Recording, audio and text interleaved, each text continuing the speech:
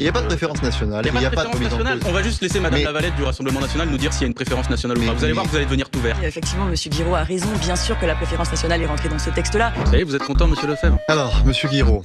Aujourd'hui, avec cette vidéo, je vais vous parler d'un concept qui est au cœur du programme du Rassemblement National, mais qui est de plus en plus repris par la Macronie, la préférence nationale. Ce projet, aussi appelé priorité nationale, est présenté comme une solution miracle à des problèmes complexes comme l'immigration, le chômage et le pouvoir d'achat. Mais en réalité, il cache des intentions beaucoup plus sombres et je pense qu'il est important de les mettre en lumière. D'abord, il faut comprendre que cette idée n'est pas nouvelle. Elle a ses racines dans les années 1980 quand les groupes d'extrême droite en France, comme le Club de l'Horloge, ont commencé à théoriser la préférence nationale. À l'époque, il s'agissait principalement de cibler les immigrés maghrébins en prétendant qu'ils ne pouvaient pas vraiment s'intégrer à la société française. On parlait déjà de les pousser à quitter la France en les privant de leurs droits. Et aujourd'hui, le RN, avec l'aide des macronistes, reprend ces vieilles idées, mais sous une forme politiquement plus acceptable. Ensuite, on nous dit que cette politique pourrait résoudre des problèmes économiques, en particulier sur le marché de l'emploi et du logement. Mais si on regarde les faits, la plupart des études montrent que l'immigration n'a pas d'impact significatif sur les salaires ou les emplois des Français. C'est donc un grossier mensonge de prétendre que réduire l'immigration améliorerait la situation économique.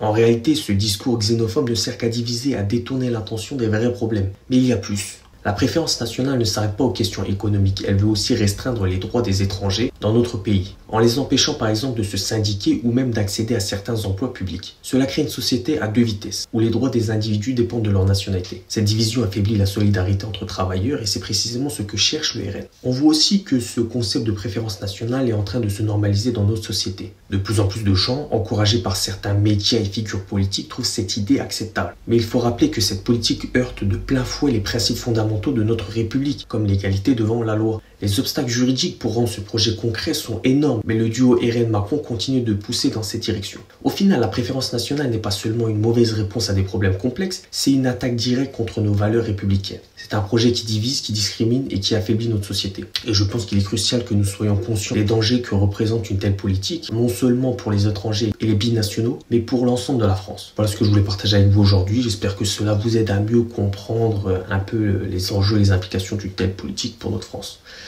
Et dites-moi en commentaire ce que vous en pensez, bien sûr, toujours dans le respect.